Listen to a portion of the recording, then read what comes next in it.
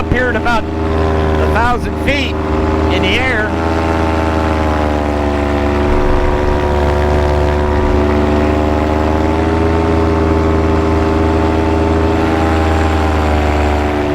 Here, I'll show you.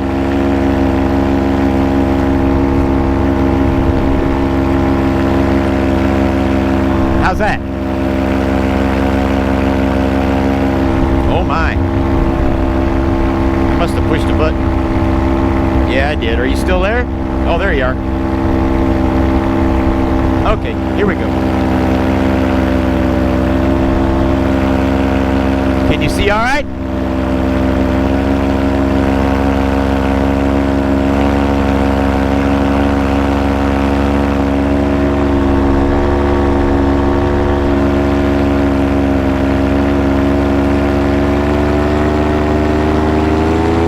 By.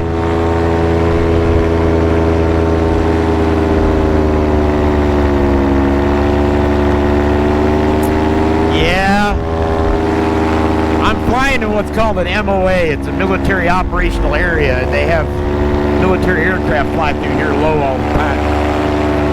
So I don't. Yeah, something like that. But anyway, I don't fly very high around here because of it. But normally you'd want to be up 2,000-3,000 feet if you just flying cross country. That way, if something does happen, you've got time to throw your reserve or fix your wing or whatever you got to do. It also gives you more. The higher you are, the further you glide. That means you have more places that you can land.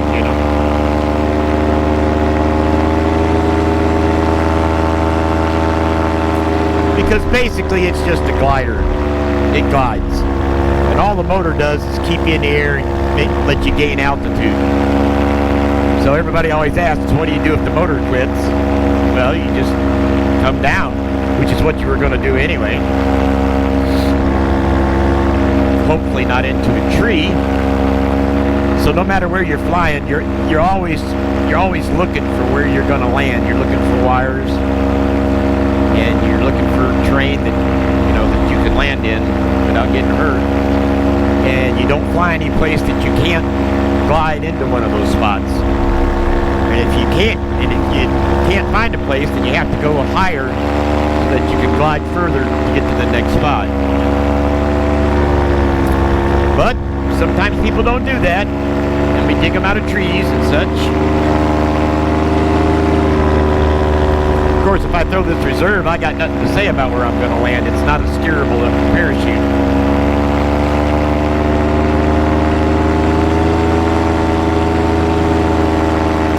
On this motor here, if I fill this up, a little over 2 hours, I suppose.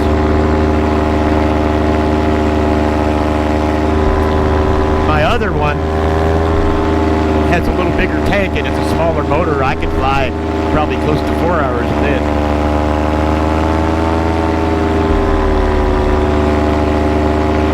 About 2.5 hours. I ran my Atom 80 completely out of gas one time. It was full.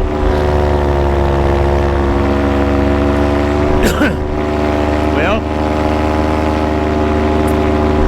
the word idiot comes to mind. I was real new, and I just didn't think about it. Actually, I didn't realize I'd been up that long.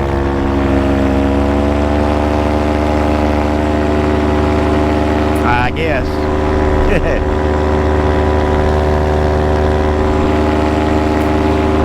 Well, anyway,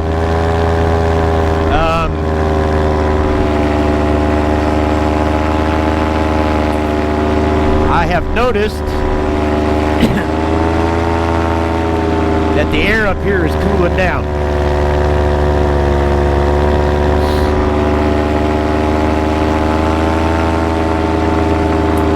Well, I'm thinking the sun's getting up pretty good right now, so the thermal's going to start here in a little while. What happens is, at nighttime, when it gets warm during the day, these thermals pop off the ground. What happens is the sun heats up the ground, and it's kind of like boiling water in a pot. The heat builds up, and it builds up bubbles of hot air. And the barometric pressure and the cool air above it is pushing down on it, just like the water in a pot. But when enough energy gets built up in that bubble, it pops loose, just like in a pot, and it goes up. Well, that air that's going up is rising, keep going up till it hits what's called dew point. And that's where the water begins to separate from the air, and it forms a cloud. And that's how thunderstorms are made. So all during the day, the ground's getting heated up and those thermals are popping. And it's really hard to fly in that. It's even dangerous, kind of.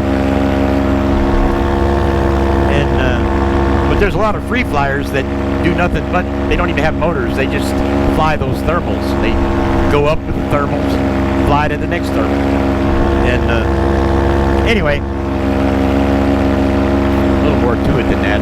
The air outside the thermal is going down and the thermal's going up, so it makes pretty wonky air. But anyway, late in the day, as the sun starts to set, all that heat that's built up on the ground is sitting down there, but the sun's not heating it anymore, so it's starting to cool off. When that energy reaches a certain point, the cool air that was up high pushes down and replaces the hot air that was on the ground, and it gets under that hot air, and the hot air goes up. So you got warm air up high and cold air down low. So when I took off this morning, it was cool, and when I got up to a certain level, I said it got warm. But now it's cooled off up here, so that means the sun's up high enough right now that it's going to start making thermals, and it's switched again. That cool air has managed to drop down, or excuse me, that cool air is up here, and that warm air is building up down there because it's pushed that cool air up. So here pretty soon it's going to start getting pretty bumpy. Yeah.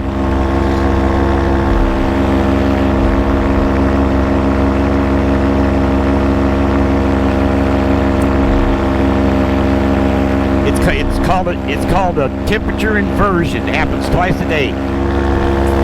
And that's why we fly about an hour, hour and a half before dark, and an hour, hour and a half after sunrise, because that's what we call the glass off. That's where nothing's happening. Everything is just staying still. And the air is real smooth like it is right now. Yep. All the time I get surprised. Sometimes I get so surprised, you can see some of my videos where I go, shit, let me down.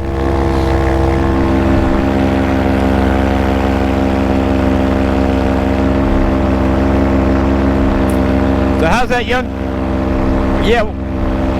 Oh, don't even talk about breakfast. I didn't get no breakfast. Oh, Jesse's making the breakfast. Okay.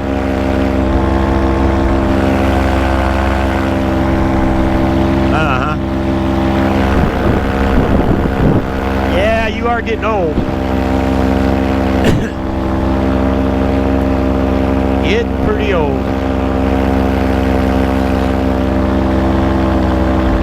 Yep, I got some bumps going on up here now. Just a few.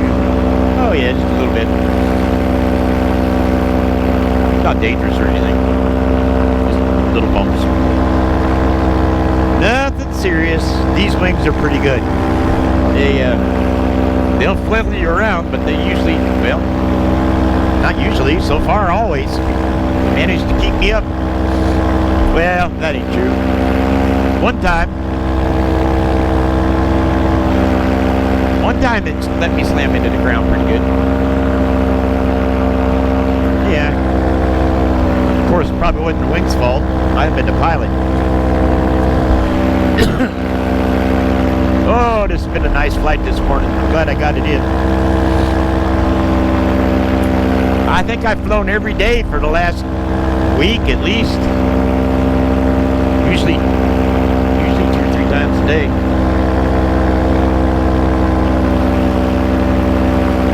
No, it's pretty dry here. Farmers ain't too happy with it.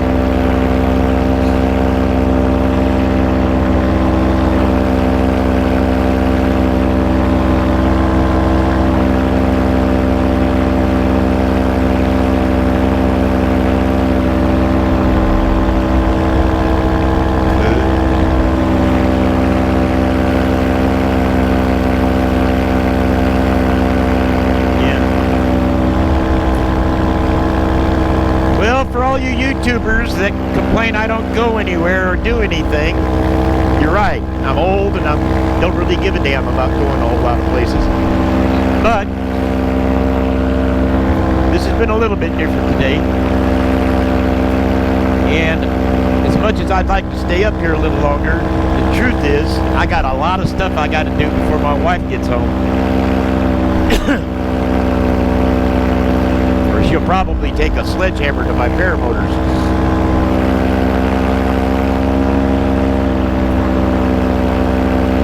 Oh, it is. Now, I'm not going to be landing where I took off.